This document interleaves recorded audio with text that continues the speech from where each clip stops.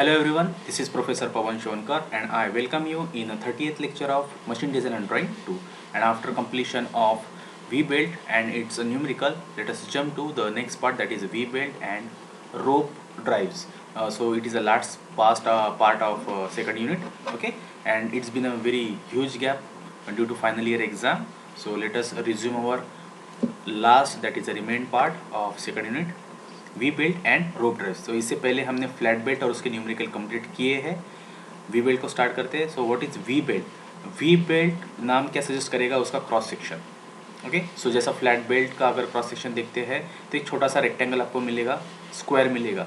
We belt क्या रहेगा? उसका क्रॉस सेक्शन वी शेप रहेगा. Okay, so V belts made of fabric and cords moulded in rubber and covered with fabric and rubber. Okay, so V belt किससे बने हुए थे? जो particular fabrics है या फिर मेटेलिक कॉर्ड्स है, तो मेटेलिक कॉर्ड्स रबर में और sorry fabric as well as metallic cord ये रबर सॉल्यूशन में मोल्ड किए जाएंगे और इससे बनेगा आपका V belt for greater strength. Okay, so these belts are moulded to a trapezoidal shape. Okay, trapezoidal clear है, ऐसा वी शेप बनेगा. It will be your V belt. तो यहाँ पे ये और ये ऐसा टेपर एंगल आपको मिलेगा. So trapezoidal shape and made endless without any joint. These are particularly suitable for short drive.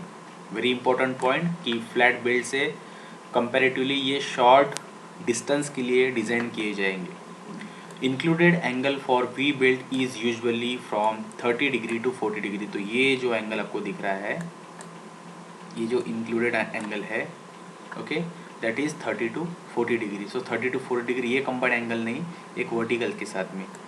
सो ये जो एंगल रहेगा या फिर ये जो एंगल रहेगा, ये एंगल आपका आइदर 30 टू 40 के बीच में वेरी होगा. Okay, the power is transmitted by wedging action between the belt and the groove in the pulley और sheet. Power transmit by wedging action means a gripping, पकड़ के रखना. ठीक है, तो जो फैब्रिक है, कॉर्ड है, रबर है, इसका जो कंप्लीट कंपोजिशन है जिसके हिसाब से वो बेल्ट बनेगा, उससे एक वेजिंग एक्शन मतलब क्या? एक प्रॉपर ग्रिपिंग और प्रॉपर फ्रिक्शन आएगा belt surface as well as pulley surface में. So this is known as a wedging action. Okay, so what are the advantages of V belt?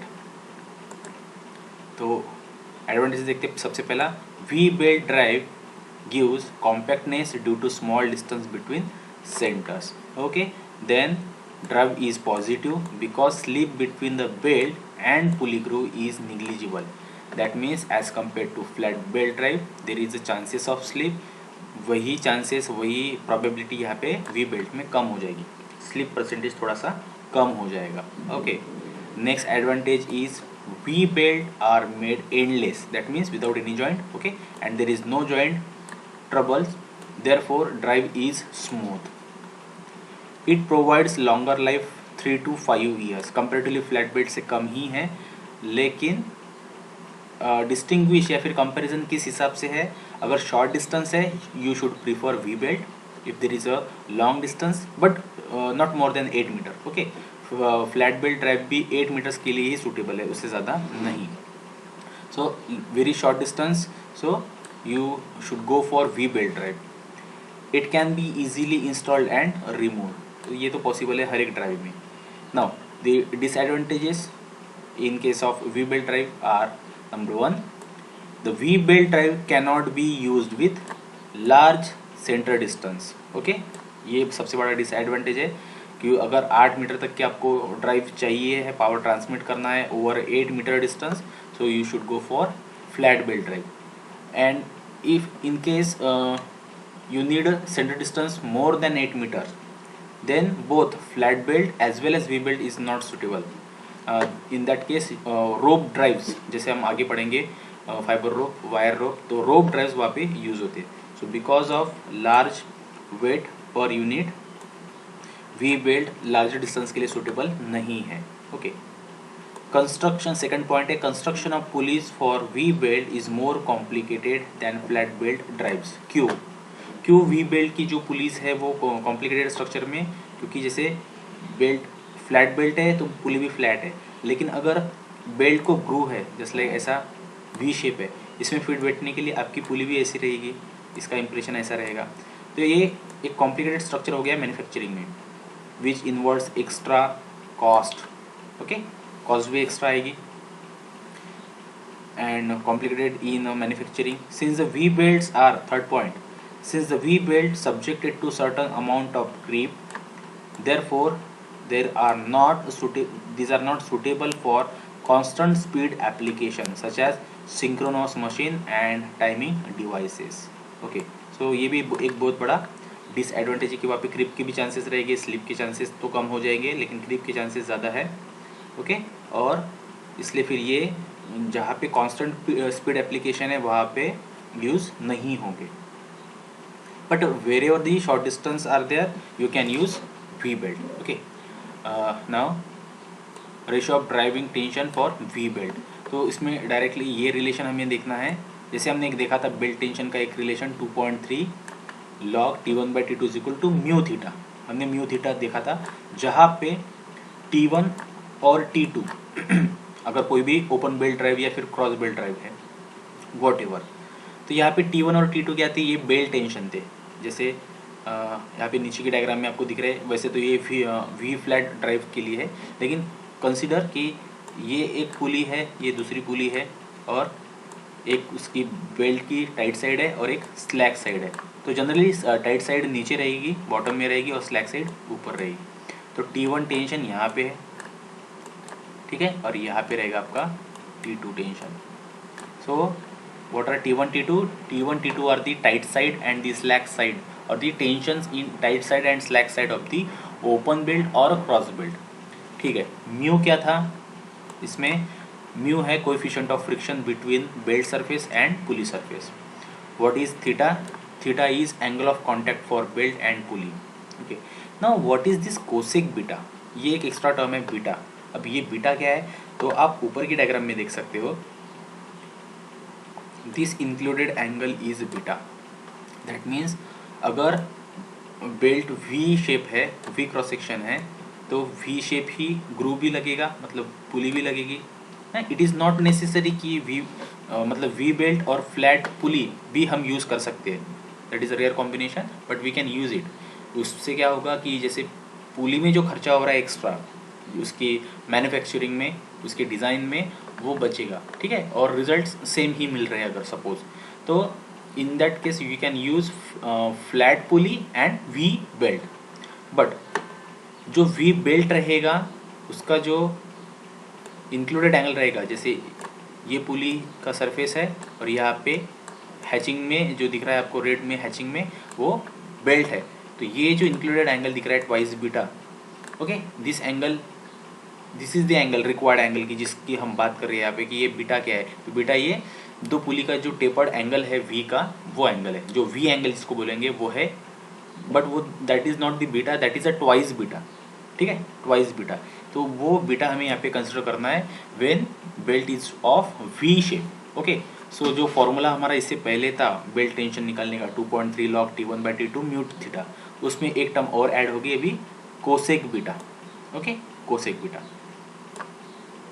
जिसमें थीटा हम radian में use करेंगे, लेकिन जो beta है वो तो डिग्री में रहेगा, क्योंकि कोसेक बीटा निकालना है हमें बीटा से लेना देना नहीं है, बीटा डिग्री में ही लेना है, लेकिन उसका कोसेक फॉर्म निकालना है। ओके, सो ये क्या था, driving ratio of ratio of driving tension for V belt, तो उसमें सिर्फ और सिर्फ एक कोसेक बीटा ऐड हो रहा है। तो डायग्राम में आप दिख रहे हैं कि ये बेल्ट है वी बेल्ट, जिसकी आर ये रिएक्शन है, उसके ये कंपोनेंट दिखा है R1 R2। Okay, included angle twice beta है।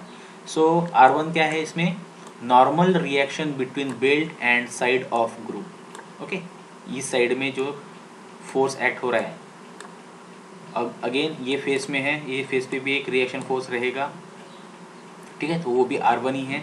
Okay, so what is R? Total reaction in the plane of the groove. Okay, तो मतलब इस फेस पे और इस फेस पे एक्ट होने वाला जो फोर्स रहेगा, रिएक्शन फोर्स, इसका ये total force R। Now what is mu? Coefficient of friction between belt and side of groove. So resolving all reaction R is equal to R1 sine beta plus R1 sine beta, ये दोनों तरफ से, ये एक R1 ये इधर R1, okay. So R1 sine beta plus R1 sine beta that is 2 R1 sine beta. Actually इसका फिर बाद में डेरिवेशन है जिससे हमें रिलेशन मिलेगा एक टेंशन में T1 T2 for V belt drive is, तो एक्स्ट्रा पार्ट इसमें कोसेक बीटा ऐड हो रहा है, जो आप ड्यूरेशन का जो लास्ट पार्ट देख रहे हैं 2.3 log T1 by T2 mu theta cosec beta. तो बस इसमें क्या समझ के लेना है आपको, बीटा क्या है। So twice beta is included angle for V belt over the pulley, okay. बाकी सब चीज़ें आपको नोन है। Now the next part is V flat drive. जैसे मैंने पहले बोला था कि वी बेल्ट के लिए, वी बेल्ट क्रॉस सेक्शन के लिए पुली क्या लगेगी, वी शेप लगेगी, उस पर इंप्रेशन लगेगा वी का, so that V belt get fitted over the pulley compactly. But manufacturing of such kind of pulley is complicated, time consuming, cost consuming, okay. So expensive रहेगा ये सब कुछ, complicated भी है, और इससे जो रिजल्ट है, जो फ्लैट पुली अगर हम यूज़ करते हैं तो उससे कुछ खास बेटर रिजल्ट नहीं मिल रहे। So we can use V belt but flat pulley, so that is known as a V flat drive. So in many cases, particularly when flat belt is replaced by V belt, it is economical to use a flat faced pulley. Okay, why economical? Because you know very well, instead of large grooved pulley as shown in figure, cost of cutting grooves thereby eliminated. Such a drive is known as V flat drive. तो simply यही समझाया गया है, बताया गया है कि we belt और फ्लैट पुली यूज़ कर सकते हैं, विच इज़ इकोनॉमिकल, और पावर ट्रांसमिशन में भी मतलब 100% इफिशिएंसी नहीं रहेगी, बट रिजल्ट्स कुछ ज़्यादा वेरी नहीं करेंगे, ओके। और इससे जो कॉस्ट रहेगी, जो फ्लैट पुली रहेगी उसके ऊपर जो ग्रू कट करना है वी शेप वाला, उसकी कॉस्ट भी आपकी एलिमिनेट हो सकती है, okay. So it is overall economical. Now that was about the V belt and V drives. Now next part is a rope drive. अब ये rope drive क्या है?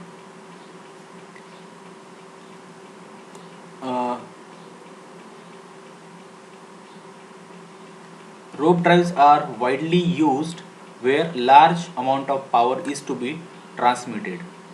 So that is not the sufficient from one pulley to another pulley over, ये point important है, over considerable distance. अब considerable distance मतलब क्या?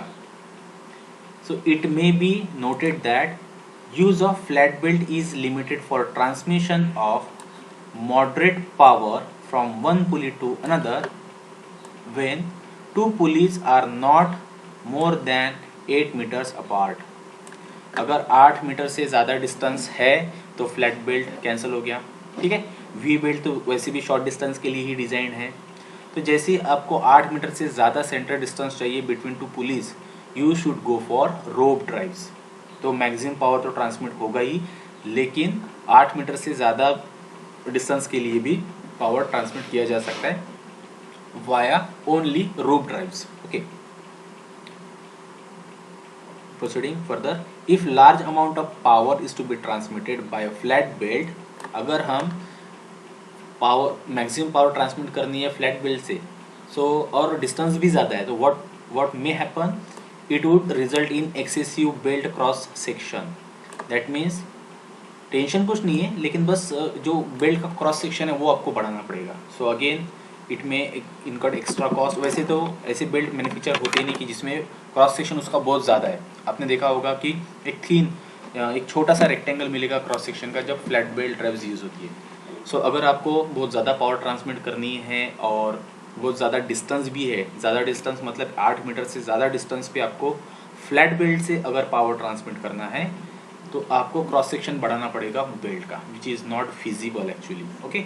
सो as per the application we vary our drives for up to 8 metres and considerable distance go for flat drive. For short distance and effective power transmission, short distance means less than 8 meter, okay, considerably 3 to 5 meter, so you should go for V belt drive, and more than 8 meter you should go for rope drives, okay. So power transmission effective रहेगा, so it depends on the distances. Okay, application means distance सीधा सीधा. Now rope drives are use the following two types of ropes. अभी ये rope drives में कौन से rope use होते हैं? So simply these are the material composition of rope. So one is of a fiber rope and another is wire rope. Okay, so fiber rope, wire rope are the probable option for rope drives. The fiber ropes operate successfully when pulleys are about 60 meters apart. बहुत ज़्यादा distance है. Okay, 60 metres तक अगर आपको power transmit करना है, और ये डिस्टेंस हम कौन सा डिस्कस कर रहे हैं? What is the distance? 60 metre. It is a distance between two pulleys. Okay, so अगर 60 मीटर तक, बहुत बड़ा डिस्टेंस है वैसे, इतने डिस्टेंस तक आपको पावर ट्रांसमिट करना है तो आप फाइबर रोप यूज़ कर सकते हैं. रोप ड्राइव ही यूज़ करना है, उसमें भी फाइबर रोप यूज़ करो. वायर रोप कब यूज़ करना है? So while wire ropes are used when pulleys are up to 150 meters apart. Again around उसके डबल से भी ज़्यादा है. ओके, 60 मीटर से डबल से भी ज़्यादा है. अगर इतने ज़्यादा डिस्टेंस पे आपको पावर ट्रांसमिट करना है वो भी effectively, so you should go for wire rope. Okay, so these two are the probable option for longer distances. Now थोड़ा सा देखते हैं फाइबर रोप क्या है. सो जो नेचुरली जो फाइबर्स अवेलेबल है और केमिकली जो अवेलेबल है वही डिस्क्रिप्शन इसमें दिया है. The ropes for transmitting power are usually made from fibrous materials such as. अब ये है available fibres like hemp, manila and cotton. Okay, so these are the fibers, name of fibers.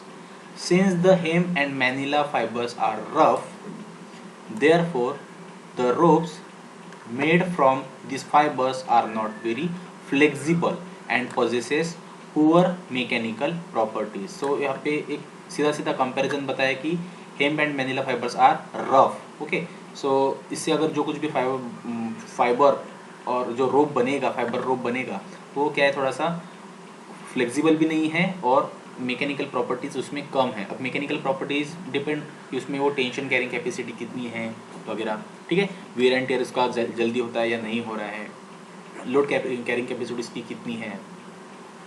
Okay, मतलब कैसे जब tension create होगा तो वो stiff रहना चाहिए. अगर वो एक्स्ट्रा अगर स्ट्रेच वगैरह हो रहा है तो पावर ट्रांसमिट नहीं होगा.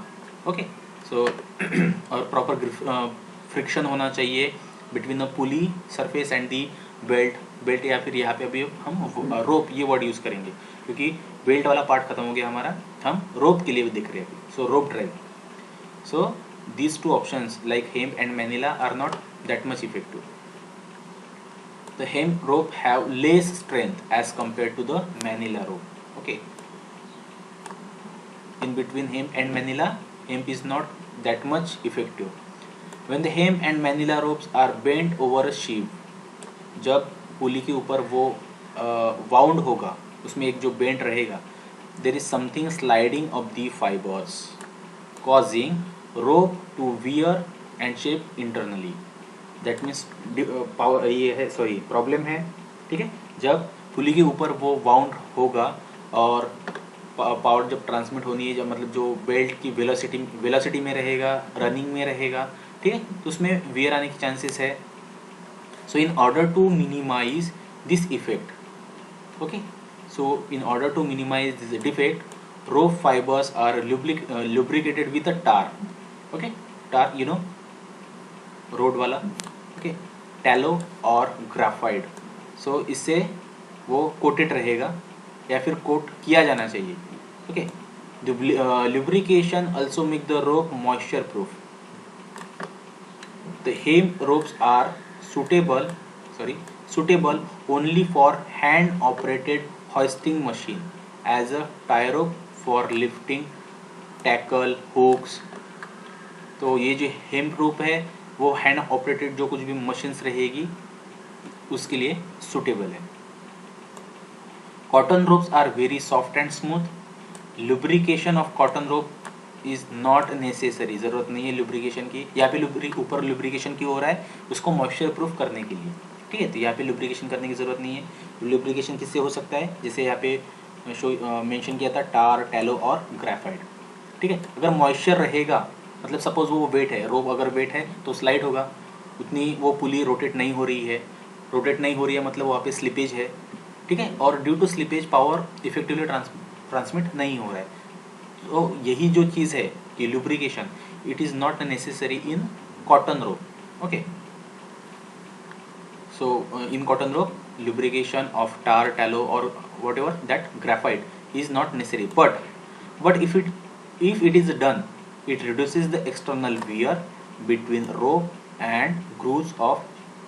ज़रूरत तो नहीं है, लेकिन अगर किया तो उसकी जो लाइफ है वो भी बढ़ रही है, एक्सटर्नल वियर नहीं हो रहा है उसका, okay okay. And the overall ये सब तो सब एडवांटेजेस थे फाइबर रोप के, लेकिन फाइबर रोप के अदर एडवांटेज है कंपेरेटिवली बाकी ड्राइव्स से। So advantage of fibre rope drives, number 1, they give smooth, steady and quiet service. Second, they are little affected by outdoor condition, environmental effect उस पर कम होगा, बट प्रोवाइडेड क्या है, lubrication, okay. Third one, shaft may be out of strict alignment, alignment proper नहीं रही तो भी चलेगा, that means, okay. And point number 4, power may be taken off in any direction and in fractional parts of the whole amount, ठीक है। And the last one is they give high mechanical efficiency, okay. The next part should be wire rope, ठीक है। ये था fibre rope. Now the wire rope, देखो ये एक छोटा सा थियरी पार्ट था which is not generally asked in paper exam. Theory इसकी ज़्यादा इंपॉर्टेंट नहीं क्योंकि थ्योरेटिकल बस एक डिस्क्रिप्शन है, what is rope, what is fibre, what is wire, where when they should be used, ठीक है। कंपेरेटिव क्या है इसमें कि कितने डिस्टेंस के लिए कौन सा यूज़ होगा, ज़्यादा डिस्टेंस है तो कौन सा इफेक्टिव रहेगा, फाइबर्स प्रोबेबल कौन से है, वायर रोप कब यूज़ होगा, ये सब एक डिस्क्रिप्शन है, ठीक है। ये थ्योरी पार्ट है। जैसे नेक्स्ट लेक्चर से हम डायरेक्टली न्यूमेरिकल देखेंगे, तो अगले 2 लेक्चर्स हम डायरेक्टली इसके न्यूमेरिकल देखेंगे and numericals are very important, okay. और वैसे भी एग्जाम में डायरेक्ट न्यूमेरिकल ही पूछेगी, but if we don't go through the theory part, that is suppose वो वेलोसिटी रेशो हमने देखा था जिसमें बीटा ये एंगल मेंशन है, तो अगर वी बेल्ट का न्यूमेरिकल आप सॉल्व कर रहे हो तो अगर बीटा ये रिलेशन आपको पता नहीं कि what is beta, which included angle is known as a beta, so रटने और मतलब फॉर्मूला रटो और फिर प्रॉब्लम सॉल्व करो, ठीक है, इसमें कोई सेंस नहीं है। So that's why we should go through the theory. And this is obviously this is the last slide of this theory part. Okay, so let us start. Wire rope. A wire rope क्या है? When large amount of power is to be transmitted over a long distance from one pulley to another. Distance देखो हमने distance पहली slide में discuss किया था कि अगर 8 मीटर से ज़्यादा अगर आपको पावर ट्रांसमिट करना है देन हमने रोप ड्राइव्स ऑप्शन सिलेक्ट किया था। रोप ड्राइव्स में भी flat fibre and wire rope था। तो फाइबर रोप हम कब यूज़ करते थे, अगर जो डिस्टेंस लिमिट है वो 60 मीटर्स 60 मीटर्स तक है, तो उससे ज़्यादा दैट मीन्स 60 to 150 मीटर्स तक अगर आपको पावर ट्रांसमिट करना है then you should go for wire rope, okay. So that was the selection criteria. So when the pulley are up to 150 meters apart, then wire ropes are used, okay. The wire ropes are widely used in elevators, mine hoist, crane, conveyors, hauling devices, suspension bridges. These are the examples, practical aspects where rope drives can be used, ठीक है। Obviously ज़्यादा distance के लिए है तो मतलब ये mine या फिर एलिवेटर या फिर कन्वेयर जैसे एप्लीकेशन में ही वायर रोप यूज़ होगा, okay. Wire rope run on grooved pulley but they rest on the bottom of grooves and are not wedged between the sides of the grooves, ठीक है। तो पुली पे यहाँ पे भी ग्रूव होना ज़रूरी है when you use wire rope, ठीक है। The wire rope are made from cold drawn wires in order to have increase in strength and durability. As far as manufacturing of wire rope is concerned, ये कैसे बनाए जाएंगे? Cold drawing process से. Okay, जो rolling process है, तो cold drawn, hot drawn, तो ये कोल्ड ड्रॉन प्रोसेस से बनाया जाएगा. ये MP1 सब्जेक्ट में आपका हो चुका है. It may be noted that high strength of the wire rope increases as its size decreases. I repeat, it may be noted that strength of wire rope increases as its size decreases. Size means again cross section. The various materials used for wire rope, ये important है, in order to increasing strength as wrought iron, cast steel, extra strong cast steel, plugged steel, alloy steel. These are the probable material for wire rope. So wire rope क्या सीधा सीधा metallic रोप है, ठीक है, metallic रोप है, और जिसकी ये probable what materials है. So for certain purposes wire rope may also be made from copper, bronze, aluminium alloys and stainless steel. तो ये हो गया स्पेशल एप्लीकेशन, जैसे क्योंकि अपने कॉपर, ब्रॉन्ज, एल्यूमिनियम ये सिर्फ आपने इलेक्ट्रिक वायर्स में ही देखा है, ठीक है.